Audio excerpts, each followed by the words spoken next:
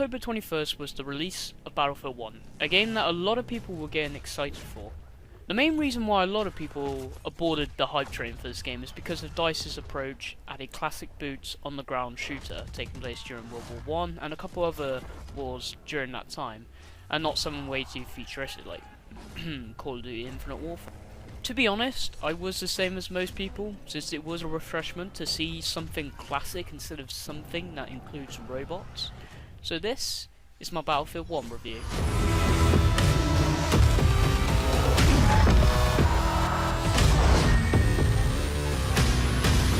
I really like this game. I find this game really good, and I think EA has done a really good job with this game, even though there's some slight issues that can be fixed.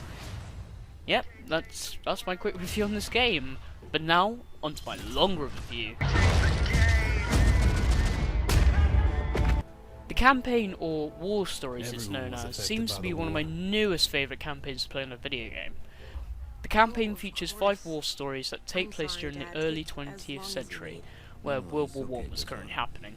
This campaign honestly is one of those that actually makes you feel quite emotional and makes you think about these people and what it would be like if you were in this war. The stories in this campaign were done perfectly by DICE and Frostbite and EA. I say this game is worth it for the campaign as well as what we're going to jump onto next.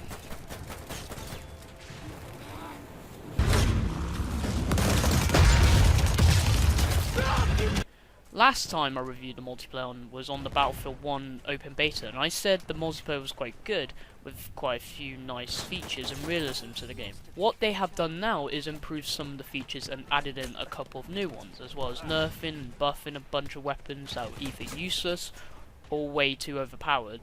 For example, now for bomber and attack planes, I think, can now drop bombs as they fly past an objective and destroy certain machines and kill people, which is something we didn't have in the beta and alpha, which I find to be really cool and really useful if you're flying around and you see an objective captured by the other team and see enemies around, and it could be your advantage to help getting it. I also do like some of the weapon buffs and nerfs that make it fair and that gives you a chance to kill some while they try and kill you.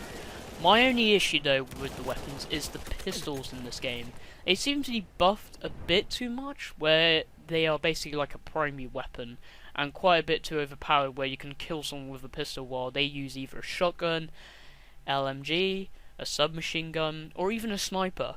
I feel like they may need a bit of nerfing, but not too much, where they're basically like the Clobbery, which is like the smallest battlefield gun in Battlefield 1. Another issue though with the multiplayer is that when you finish a game, you either have to wait till the next game to start, which can take from 1 to 3 minutes, if you want to quit the game, or you would have to go into the home menu on your console or PC to quit the game, which I think is a main issue in the game if people want to quit.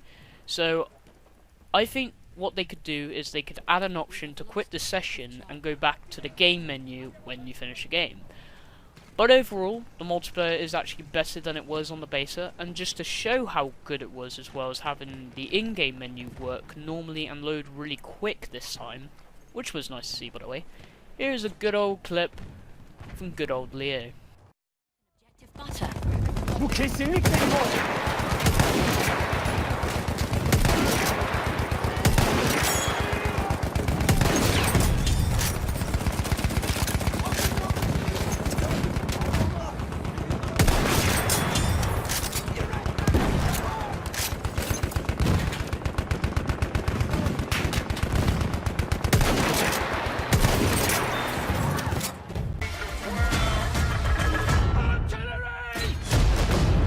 Even though this is also something to do with multiplayer, I wanted to talk about it in another segment, because this is something a bit different and new to the Battlefield series. Operations is a new game mode all by itself, and you and your teammates and squad members work as a team to either defend 2 or 3 objectives or go and attack and capture the objectives as a group. What I do like about this game mode is that it actually does require a lot of teamwork and can make you and whoever you're playing with feel like you're actually there and you've got to work together because your life depends on it. But what I also like is that you don't just play one game, you play quite a few games and you see who wins either by keeping the objective or capturing all the objectives most. And I think this is quite a good game mode to play if you and your friends want to be serious about this game. But I do think this sometimes doesn't work very well because of sometimes how your team is going to go along with it, either by working a team, which is a good thing, or spreading out and doing their own thing, which I think really does need to be looked at. But if you have a team that works like a team, then I think you're going to have a fun time playing Operations. To be honest, this is one of the best Battlefield games I've played, and I do enjoy the Battlefield series from Bad Company 2 to Battlefield 3 to Battlefield 4 to Battlefield Hardline to now Battlefield 1. Battlefield 1 could actually be my favourite game of 2016, or even my new favourite first-person shooter. The game has fantastic stories you can play, amazing graphics, great features, and the realism that makes this game brilliant and real, with some slight issues that can be pretty easy to fix. I would give this game an 8.5 out of 10, but I would give this game a 9 out of 10 if they did fix these issues with the players and the features and the weapons. If you are a Battlefield fan, or a World War I or classic boots on the ground fan, or just a fan of first person shooters, then I would get this game, because I would think you might enjoy it. Thank you for watching my review on Battlefield 1. See you guys.